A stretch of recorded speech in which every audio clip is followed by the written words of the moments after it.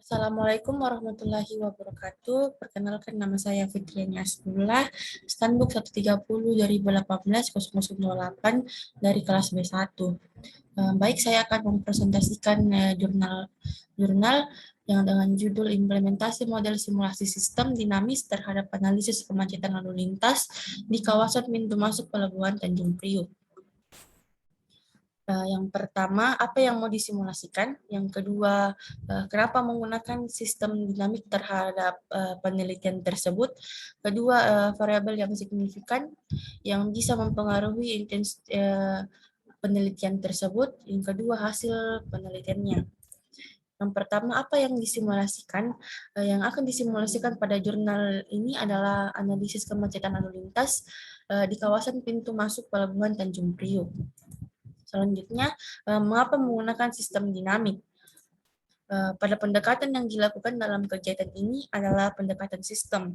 Pendekatan ini dipilih karena kondisi kemacetan di kawasan pintu masuk Pelabuhan Tanjung Priuk sangat mempengaruhi oleh banyak elemen yang saling terkait antara satu dengan yang lainnya dan bersifat dinamis, menurut Marimin 2004. Pendekatan ini juga mampu memecahkan suatu permasalahan yang memiliki karakteristik, yaitu pertama, kompleks, interaksi antar elemen cukup rumit, kedua, dinamis dalam arti faktornya ada yang berubah menurut waktu dan ada pendugaan ke masa depan. Sedangkan yang ketiga itu probabilistik, yaitu diperlakukannya fungsi peluang dalam invensi kesimpulan maupun rekomendasi. Kemacetan lalu lintas adalah masalah yang kompleks dan masing-masing variabel subsistem terkait satu sama lain. Masalah karakteristik ini dapat dilakukan dengan menggunakan dinamika sistem. Menurut Soil 1996, sistem dinamis terkait dengan waktu yang bergantung pada bagaimana perilaku sistem menggambarkan sistem untuk mencapai tujuan utama menggunakan model kualitatif dan kuantitatif. Bagaimana informasi umpan balik akan mempengaruhi perilaku sistem dan desain untuk informasi struktur umpan balik dan kebijakan pengendalian melalui simulasi dan optimalisasi. Selanjutnya, variabel yang signifikan. Ada banyak variabel yang berpengaruh dalam meminimalkan kemacetan lalu lintas. Dalam hipotesis, teknologi infrastruktur akan menjadikan variabel utama untuk memecahkan masalah. Kemudian, Mandring FL Kilareski dan Washburn 2005 mencoba memberikan penjelasan lengkap untuk trafik infrastruktur teknologi sinyal lalu lintas persimpangan adalah teknologi kontrol lalu lintas yang akrab. Pada persimpangan sinyal, trade-off antar mobilitas dan keamanan menjadi fokus yang tajam. Prosedur untuk mengembangkan rencana pengendalian sinyal lalu lintas yaitu mengalokasikan waktu hijau untuk pergerakan lalu lintas yang saling bertentangan, telah membuat kemajuan signifikan selama bertahun-tahun. Hari ini sinyal di persimpangan kritis merespon dengan cepat arus lalu lintas yang berlaku. Kelompok sinyal yang diurutkan untuk memungkinkan kelancaran arus lalu lintas dalam beberapa kasus, komputer mengontrol seluruh jaringan sinyal. Singkatnya, mengembangkan teknologi kontrol lalu lintas akan menjadi jawaban untuk mengurangi kemacetan lalu lintas.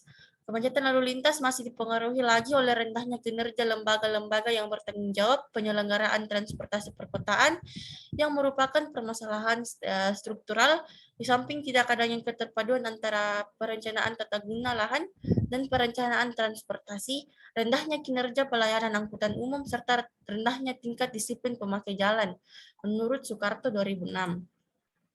Ini adalah gambaran casual loop diagram titik kemacetan di kawasan pintu masuk Pelabuhan Tanjung Priuk.